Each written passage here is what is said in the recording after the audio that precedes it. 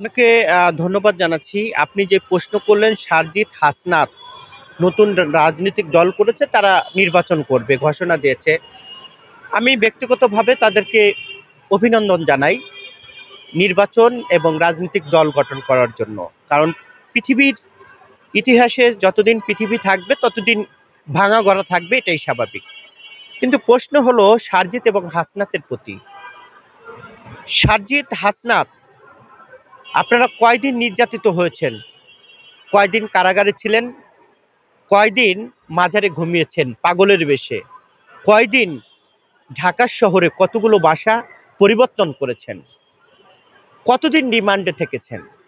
গত 17 বছরে আমি ব্যক্তিগতভাবে একাধিক মামলার আসামি, একাধিকবার কারাগারে গিয়েছি, একাধিক নির্যাতনের শিকার হয়েছি। গত 17 বছরে পরিবারের সাথে ঈদ করব তাও করতে পারিনি। চোরের মতো গিয়েছি, চোরের মতো এসেছি।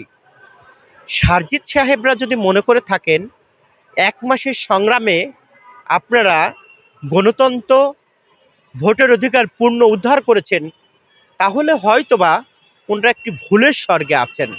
বালুচরে বাদ দিলে যেমন বালুচরের ঘর টিকিয়ে রাখা যায় না, 1 মাসের সংগ্রামে যারা বলার চেষ্টা করছেন যে 53 বছরের রাজনীতিবিদরা যা করতে পারেননি আমরা তা করেছি, এই বালুচরের ঘরের মতো তাদের স্বপ্ন ভেঙে চুরমার হয়ে যাবে। আপনাকে বুঝতে হবে যে গত 17 বছরে হাজারো মায়ের বুক খালি হয়েছে ক্রস ফায়ার, নির্যাতন, নিপীড়ন, গুম, খুন। বাংলাদেশের সবচেয়ে নির্যাতিত ব্যক্তি দেশনেত্রী বেগম খালেদা জিয়া, তিনি কখনো আত্মসমর্পণ করেনি। আমরা যারা বিএনপি করি আমরা আত্মসমর্পণ করে রাজনীতি করিনি। দেশনায়ক তারেক রহমান, তিনিও আত্মসমর্পণ করেননি। আমাদের রক্তের উপর দাঁড়িয়ে 17 বছরের সংগ্রাম আমরা এই জুলাইয়ে 5 আগস্টে শেখ হাসিনাকে বাধ্য করেছিলাম। আমরা যদি এখন প্রশ্ন করি যে আপনারা 5 আগস্টের পরে বিএনপি সহ সকল রাজনৈতিক দলকে কেন আহ্বান জানালেন?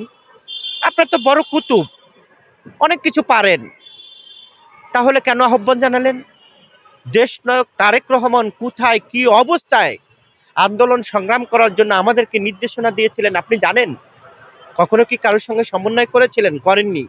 একটি আন্দোলনে কত রক্ত, কত জীবন গিয়েছে সেটা বিএনপি জানে, এটা অন্য কেউ জানে না। কারণ সারজিৎরা সোনার চামচে বসে খেয়ে তারা এখন বড় বড় কথা বলার চেষ্টা করছেন। হাসনাত সাহেবরা গত 17 বছরে যেই রক্তের উপরে দাঁড়িয়ে আজকে আপনি যেটি বলার চেষ্টা করেন সেলিব্রিটি হয়েছেন, তারা বড় বড় কথা বলছেন। তবে তাদেরকে অনুরোধ করতে চাই, ইতিহাস নির্মম, ইতিহাস বাস্তবতা। পলাশির যুদ্ধে আমাদেরকে মনে রাখতে হবে, 90 আমাদেরকে মনে রাখতে হবে, 71 মনে রাখতে হবে, 52 মনে রাখতে হবে, 69 মনে রাখতে হবে।